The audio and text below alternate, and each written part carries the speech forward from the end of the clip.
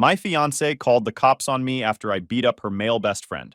Defending myself. He's my family. I'll do anything to protect him. So I went nuclear and destroyed them both. So I proposed to my girlfriend who hadn't worked in 4 years. 3 months later, she moved her childhood best friend, who I'd never heard of, into my apartment without asking.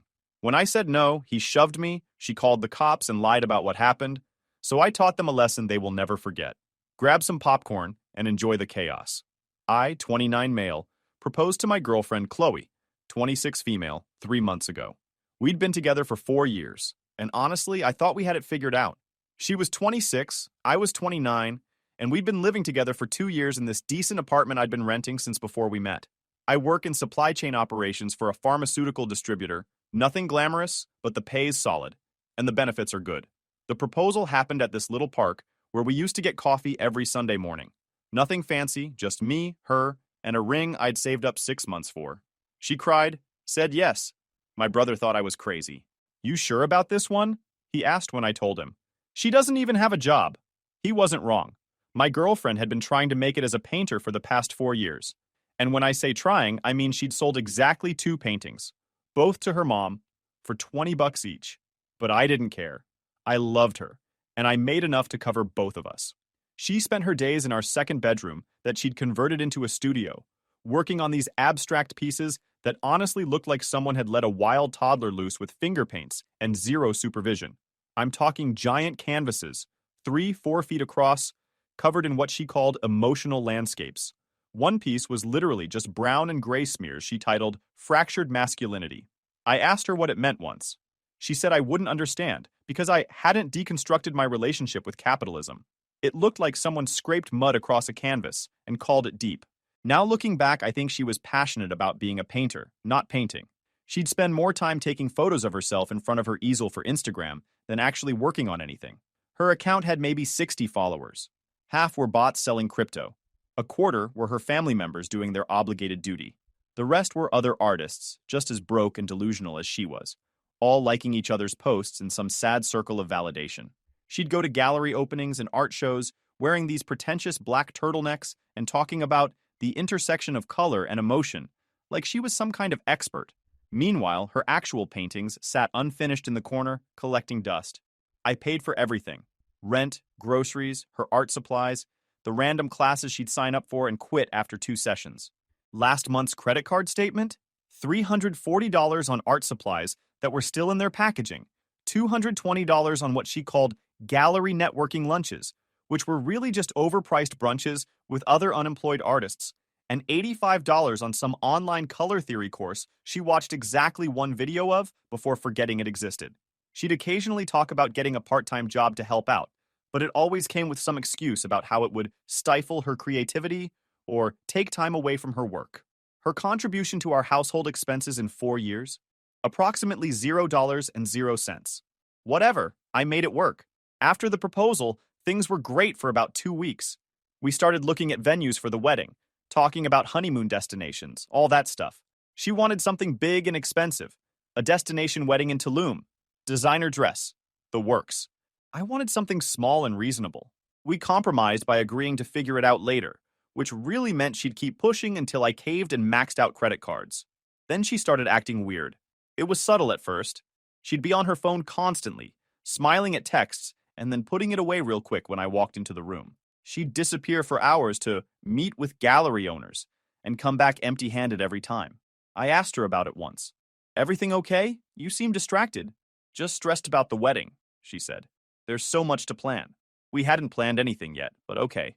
The weird behavior continued for another week. More secretive phone calls, more unexplained absences, more of that smile she'd get when looking at her screen. I figured she was planning some kind of surprise for me, maybe coordinating with my family about the wedding. I came home from work on a random Tuesday and found some guys sitting at my dining table with my fiancée, both of them laughing over sparkling cider and cheese like they were at some gallery opening. The table was covered with art magazines and what looked like the guy's portfolio. My fiancé was leaning in close, nodding along to whatever he was saying like he was revealing the secrets of the universe. I stopped in the doorway with my work bag still on my shoulder. "Who the heck is this?" My fiancé looked up. For just a second, I saw panic flash across her face. Real, genuine, oh no panic. Then she forced a smile and stood up quick. Hey babe, you're home. You didn't answer my question. The guy stood up and reached out to shake my hand with this confidence that immediately rubbed me wrong. He was tall, skinny, and had one of those deliberately messy haircuts that probably cost $150 at some boutique salon in the Pearl District. The whole carefully curated broke artist aesthetic down to a science, except nothing about it was actually broke. Noble, he said with this smug grin. Great to finally meet you, man. Chloe talks about you all the time. I didn't shake his hand. Just let it hang there between us while I looked at my fiancé. Who is Noble, and why is he in my apartment drinking my beverages? My childhood best friend, she said quickly. Too quickly. Like she'd been preparing this explanation. From back home. Remember I mentioned him? I set my bag down slowly. Took my time. Let the silence stretch out. No, I really don't. And in 4 years together, I feel like I would have remembered you mentioning a best friend. I know about your second grade teacher. I know about your childhood dog, Rusty. I know about that time you fell off your bike and needed stitches. But Noble? Nothing. Not once. She crossed her arms. I've definitely told you about Noble before. Multiple times. But you never listen to anything that isn't about work or money. When? I don't know. At some point. Name one time. She couldn't. Just stood there with her arms crossed, looking defensive. Noble sat back down at my table like he owned the place. Picked up his glass. My glass. Drinking my beverage. So I'll ask again, I said. What's he doing here? Noble jumped in before Chloe could answer. Had a falling out with the collective I was working with in Portland, he said in this practiced, rehearsed way. Bunch of sellouts anyway. They wanted to commercialize everything. Sell to corporate clients. Completely abandon their artistic integrity for profit. So I left. Couldn't compromise my vision like that. Chloe said I could crash here while I figure things out. I looked at Chloe. She did what?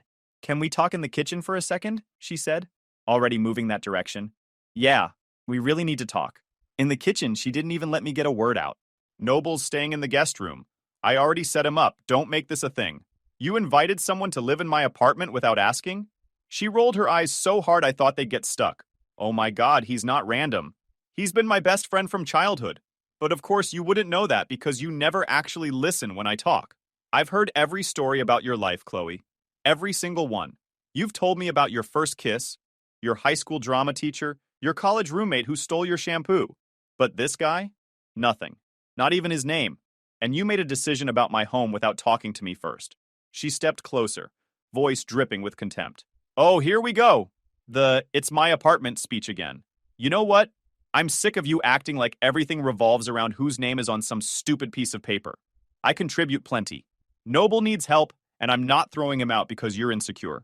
He needs to leave, tonight. Her whole face changed. Eyes went cold. What did you just say to me? I said no. He's not staying here. I already told him yes. He's unpacked. You want me to humiliate myself because you can't handle sharing space for a few weeks? That's pathetic. That's actually pathetic. This isn't about sharing. It's about you making major decisions without me in a place I pay for entirely. That's basic respect, Chloe. She laughed in my face. Actually laughed. There it is. I pay for everything, so I'm in charge. You know what? Maybe I should just leave then. See how you like living alone in your precious apartment. Go out there right now and tell him to pack up. No. He's staying. Deal with it or sleep somewhere else. But I'm not kicking out my friend because of your fragile ego. I walked back into the living room. Noble was on his phone, definitely heard every word through the thin walls, pretending to scroll through Instagram. Noble, I said. His head snapped up. You need to leave. This isn't going to work out. He looked past me to Chloe. She came storming out and actually stepped in front of Noble like she was protecting him from me. In my own apartment. He's not going anywhere. I invited him, and that's final. In my apartment. That I pay for completely. Where you have no legal standing whatsoever. She looked at me with pure disgust. You're pathetic. You know that? Absolutely pathetic. You're embarrassing yourself in front of Noble right now. Noble stood up, moved right next to Chloe, put his hand on her shoulder like he was comforting her, like she was the victim here, in my own home. Look, man, he said in this condescending tone, like he was talking to a child who didn't understand art or culture or anything meaningful. Chloe said I could stay, so I'm staying. Sorry if that bothers you, but that's just how it is. Not up to you, I said, keeping my voice level. This is my apartment. You've got 5 minutes to grab whatever you brought and walk out that door. Or I'm calling the cops and having you removed for trespassing. Go ahead. Noble said with this little smirk. Like he thought this was funny. Like this was all some performance he was enjoying. Call them. Chloe invited me. They can't do anything. I pulled out my phone. Started pulling up the dial pad. That's when Noble shoved me. Right in the chest. 2 hands. Full force. Hard enough that I stumbled back a step. Don't, he said. All the smugness gone from his voice now. Just aggression. I looked at him. Looked at my fiancé. Back to him. I've been doing karate since I was 10 years old. 19 years of training. Went to regionals twice in high school. My sensei used to say the best defense is staying calm while everyone else loses their composure. Control your breathing. Control the situation. I could feel my heart rate slow down. That familiar calm settling in. Don't put your hands on me, I said quietly. Or what? He shoved me again. Harder this time. You gonna call the cops? Go ahead. Tell them what happened. See who they believe. My fiancée was yelling something. Her voice sounded far away. I wasn't really listening anymore. This guy showed up uninvited, refused to leave when I told him to, and now he was assaulting me in my own home, the home I paid for, the home where I should feel safe. He went to shove me a third time. I grabbed his wrist mid-push, twisted his arm behind his back in one smooth motion, same wrist lock I'd practiced 10,000 times in the dojo, drove him face first into the wall next to the kitchen. Hard. He struggled, started trying to pull away, yanking against my grip. That's when I heard it. The snap. Sharp and clean. Unmistakable. Noble screamed. High-pitched. Nothing like the tough guy act he'd been putting on 2 seconds ago. I let him go and he crumpled to the floor, holding his arm. His wrist was bent at an angle that definitely wasn't natural. The whole arm I'd twisted behind his back was already starting to swell. You broke my arm! He shrieked, voice going up an octave. You maniac! You broke my arm! My fiancé rushed to him. Didn't look at me. Just straight to him. Oh my God, Noble, are you okay? Let me see it. He attacked me. He just attacked me for no reason. I stood there watching this unfold. The adrenaline starting to fade. Reality of what just happened beginning to set in. My fiancée pulled out her phone. Started dialing with shaking hands. What are you doing? I asked, already knowing the answer. Hello, police. I need help. Someone just attacked my friend. Broke his arm. Please hurry. I stared at her. You're calling the cops on me? You broke his arm. He shoved me first. 3 times. After I told him to leave my apartment. After he refused. That's not what happened, she said into the phone, looking right at me while she lied, making eye contact while she destroyed me. My fiancé came home and attacked my friend for no reason. We're scared. He's hurt really bad. Please send an ambulance and police right away. She was lying to the police. To my face.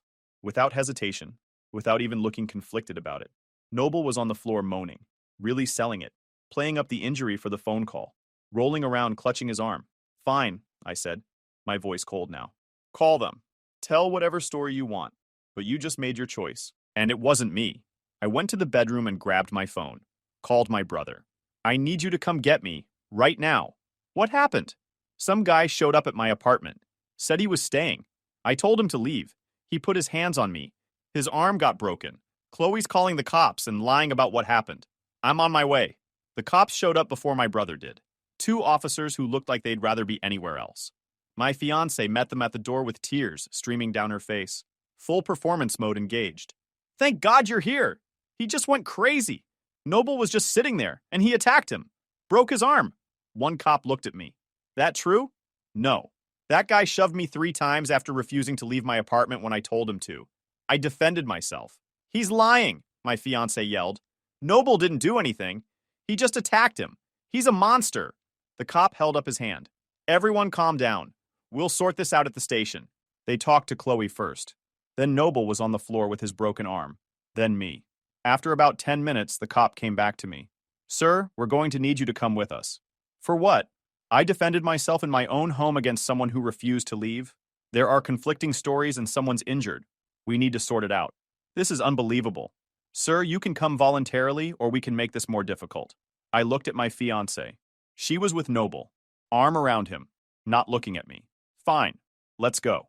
They didn't cuff me, but they did put me in the back of the patrol car. Neighbors watching from their windows. Great. At the station, I sat there replaying everything. The shoves, the snap, her lying to the cops about me. My brother showed up around 10 p.m. with a lawyer friend. She called the cops on you? he asked through the bars, and lied about what happened. Said I attacked him for no reason. That woman! The lawyer got me out in an hour. No charges filed yet, but they said it depended on Noble and Chloe's statements. My brother drove me to his place. That relationship's over, he said. You know that. Yeah, I know. So what now? I'll make them pay for it. 2 days later, I sat in my car outside my apartment building for a solid 10 minutes, just staring up at my window. The light was on. Of course it was. They were in there, in my place. I grabbed my phone and opened the voice recorder app. Hit record, slipped it into my shirt pocket with the microphone facing out. Then I walked upstairs and unlocked my door. They were on my couch. Noble's arm in a sling, Chloe curled up next to him with her feet tucked under her like she owned the place. They were watching my TV, eating my food. A bag of the expensive kettle chips I'd bought 3 days ago sat open on my coffee table. They jumped when I walked in. What are you doing here? Chloe asked. Not embarrassed, not apologetic, annoyed, like I was interrupting something important. Are you still here? She rolled her eyes. We're staying here, obviously. Where else would we go? Literally anywhere that isn't my apartment. Noble stood up, wincing like his arm hurt, playing it up. Look, man, we need to talk about what happened. There's nothing to talk about. You need to leave. We're not going anywhere, Chloe said. I've lived here for 4 years. This is my home. Noble stepped closer.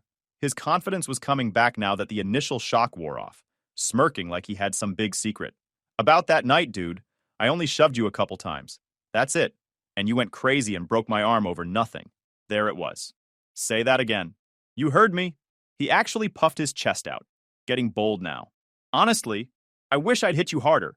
Should have actually dropped you when I had the chance. All I did was push you around a little, and you lost your mind. Chloe nodded along, arms crossed, entitled as ever. Exactly.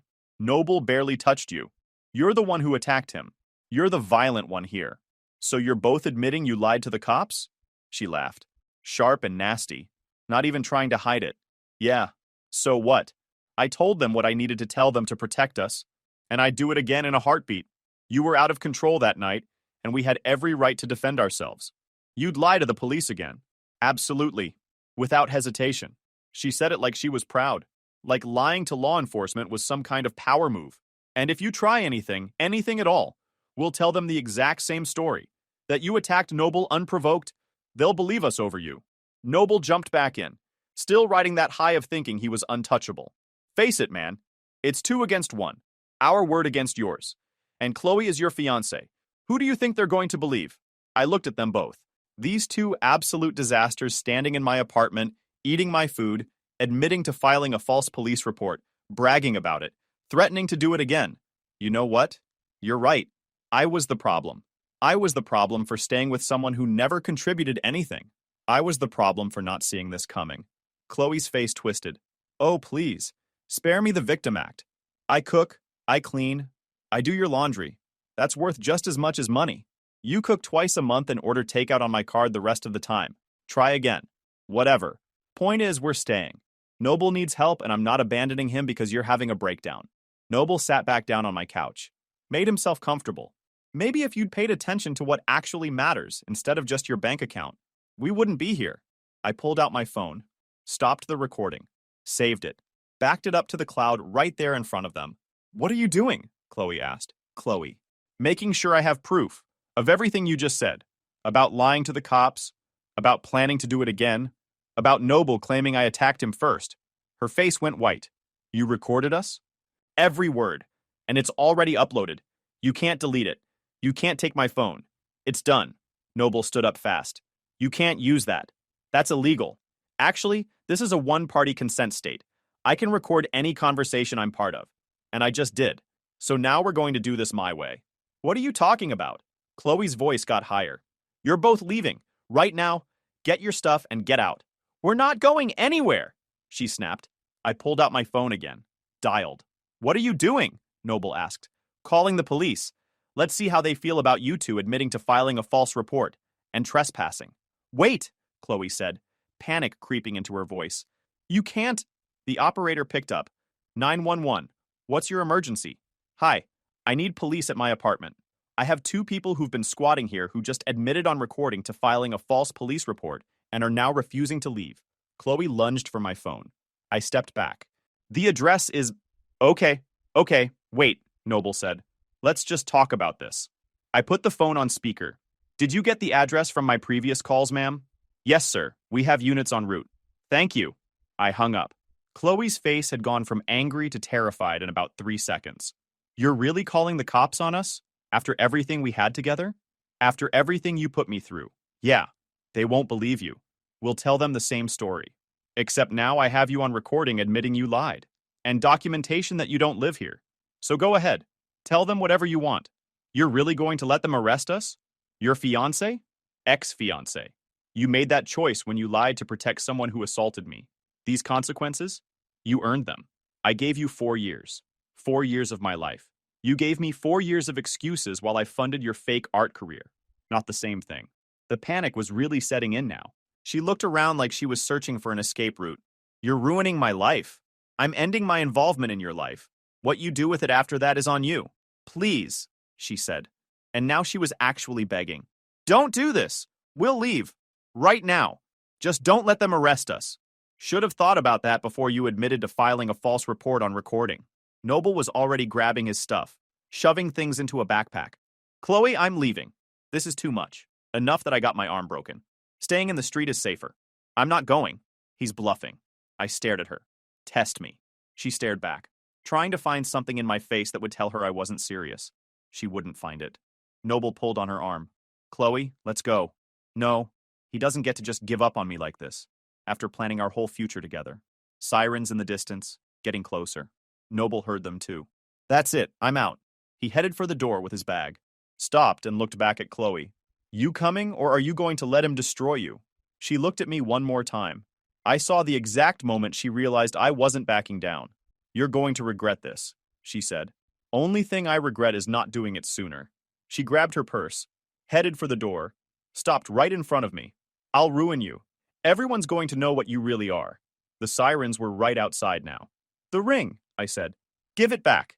She touched her finger where the engagement ring still sat. This is mine. That's a $2,000 ring. Hand it over or add theft to your list of problems. You can't just take back a gift. It's not a gift anymore. We're done.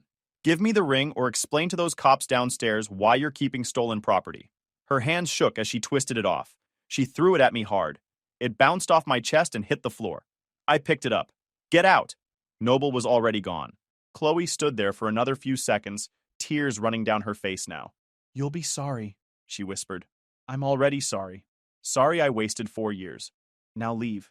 She left. I watched from my window as the cops pulled up. Saw Noble and Chloe practically running down the street. The officers got out, looked around, then came up to my apartment. I showed them the recording. Gave them copies of my lease. Explained the whole situation. You want to press charges for the false report? One asked. Absolutely. We'll need you to come to the station to give a formal statement. I'll be there tomorrow morning. After they left, I sat on my couch. My couch. In my apartment. Alone. And it felt incredible. The next week I met with a lawyer. Brought the recording, the police reports, copies of my lease. Everything. I paid him $1,200. Best money I ever spent. Sold the ring online for $1,500. Bought a new couch and coffee table. Stuff that was actually mine.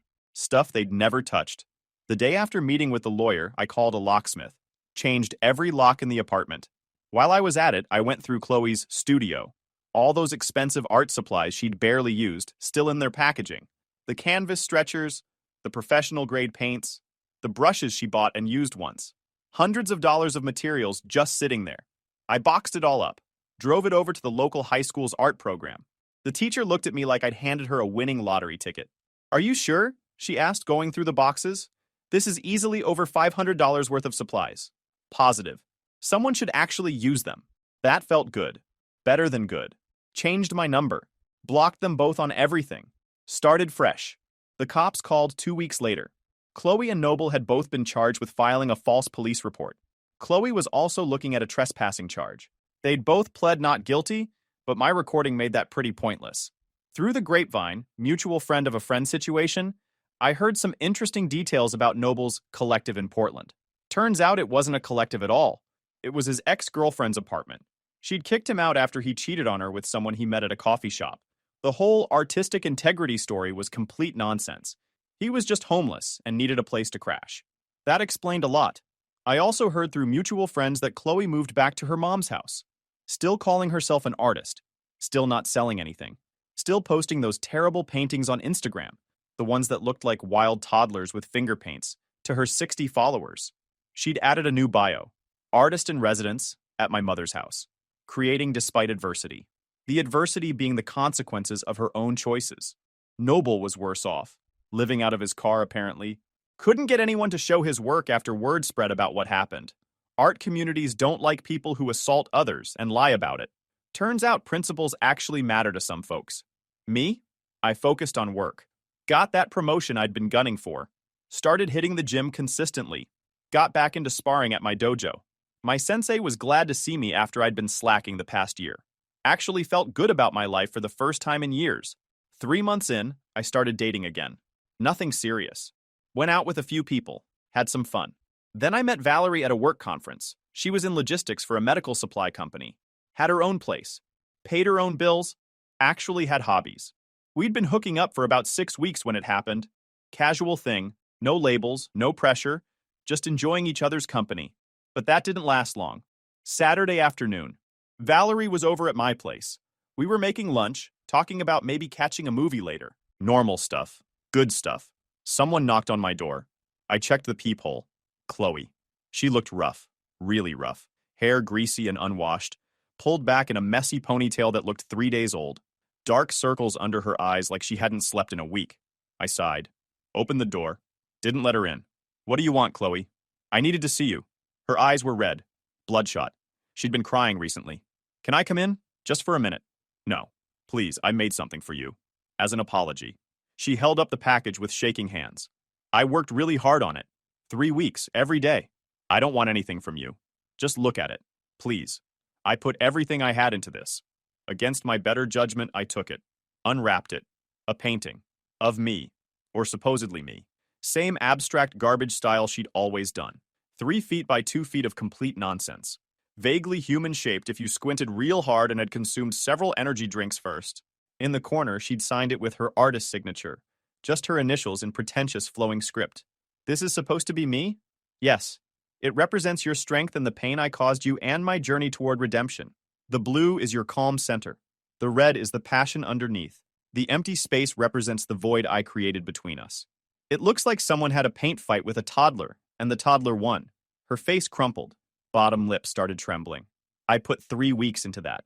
My heart and soul. Everything I am as an artist. If this is everything you are as an artist, you should probably look into other careers. Who's that? Valerie called from the kitchen. Chloe's head snapped toward the voice. Her whole expression changed. Confusion, then recognition, then something ugly. Who's in there? None of your business. Valerie appeared in the doorway. Took one look at Chloe and got it immediately. Oh, you must be the ex. I'm Valerie. And you are? I'm his fiancée? Ex-fiancée, I corrected. Very ex. Chloe looked at Valerie, then at me, then back at Valerie. Her whole face changed. Something twisted and desperate took over. Her voice got higher, louder. You moved on? After everything we had together? After 4 years? After we planned our whole wedding? I loved you. I gave you everything. Time to move on. She tried to push past me into the apartment. I blocked her. I need to talk to you. Alone. We need to talk about us. There is no us. Go home, Chloe. You can't just replace me like I meant nothing. Like I was nobody. We were going to get married. I'm not replacing you. I'm moving on. You should try it sometime. That's when she completely snapped. She shoved past me, still holding the painting, screaming something about homewreckers and betrayal, and how dare I throw away what we had. Valerie stepped back as Chloe burst into my apartment, waving the painting around like some kind of weapon.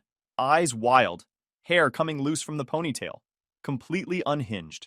You need to leave, Valerie said, calm as anything. Voice steady, not scared at all. Right now. Shut up! Just shut up! Chloe's voice cracked. This has nothing to do with you. He's mine. We're engaged. We were planning our wedding. We had a future. We never planned anything. You talked about expensive venues you couldn't afford and expected me to max out credit cards for. Chloe wasn't listening. She turned to Valerie, pure rage on her face, shaking. You think you can just swoop in and take what's mine? He loved me. He proposed to me. We had 4 years together. 4 years. I am in his house, Valerie said with this little shrug. So I'm already way ahead of you. Chloe lunged straight at Valerie, painting raised above her head like she was going to bring it down on her skull. Valerie didn't panic, didn't scream, just grabbed the painting as Chloe swung it toward her face, yanked it out of her hands with one smooth motion, and in the most beautiful move I've ever seen, brought it down over Chloe's head like she was knighting someone with the world's worst sword. Chloe stumbled backward, shocked, mouth open, paint dripping down her forehead, pieces of canvas stuck to her sweater, just standing there looking like a performance art piece about failure. I started laughing, couldn't help it. The image of Chloe covered in her own terrible art while Valerie stood there looking mildly annoyed was too perfect. Too absolutely perfect. You think this is funny? Chloe screamed at me, trying to pull canvas pieces out of her hair. Blue paint smeared across her cheek. You think this is funny? Yeah, actually, I really do. This is the funniest thing I've seen in months. She tried to go at Valerie again. All rage, no strategy. Valerie just stepped aside like a matador and let her trip over her own feet. Chloe went down hard on my floor, face first. Made this sound like oof when she hit. That's when I pulled out my phone and called the cops. The cops showed up in about 8 minutes. Same officers who'd been here before, actually. They walked in, saw Chloe on my floor covered in blue and red paint and canvas pieces, and just stopped. This the same woman from the false report case? One of them asked me. I could see him trying not to smile. That's her. They looked at Chloe on my floor, at the destroyed painting, at Valerie standing there calm as anything, at me. What happened here? Valerie spoke up. She forced her way in when he told her to leave, tried to hit me with that painting. I defended myself and broke it over her head. Then she tried to attack me again and fell on her own. That's not what happened, Chloe yelled from the floor, still sitting there, paint in her hair. They attacked me. I just wanted to talk to him and they ganged up on me. The officer looked at me. You have a relationship with her? Not for 3 months. She showed up uninvited. She's lying, Chloe said. He still loves me. We're engaged. We were planning our wedding. Tell them about our wedding. The officer looked at her left hand. No ring. Ma'am, are you engaged to this man? We were. He gave me a ring, which you threw at me when I kicked you out 3 months ago. I sold it. Bought that couch you're sitting next to. The officers looked at each other. One of them sighed like he was really tired. Like this was the 3rd domestic call today and he just wanted to go home. Ma'am, you're going to need to come with us. What? No. I'm the victim here. They destroyed my art. You forced your way into an apartment you don't live in, attacked someone with a weapon. Yes, ma'am. A painting counts as a weapon, and refused to leave when asked. That's breaking and entering, assault with a weapon, and trespassing. Let's go.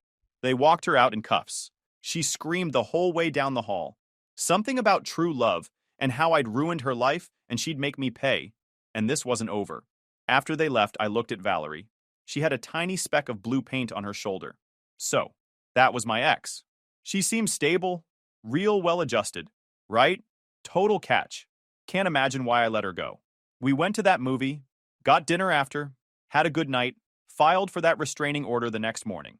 Judge granted it immediately after hearing about the break-in and seeing the police report. Chloe was ordered to stay at least 500 feet away from me, my apartment, and Valerie. She violated it twice in the first month, got arrested both times.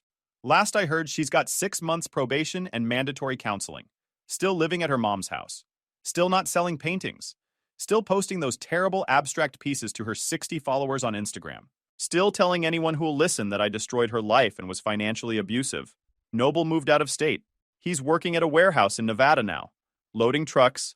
Finally got a real job. Good for him. Every consequence they are facing, they earned them. Every single one. Guys, we are so close to hit 100,000 subscribers on this channel. If you are not subscribed to the channel, please consider subscribing.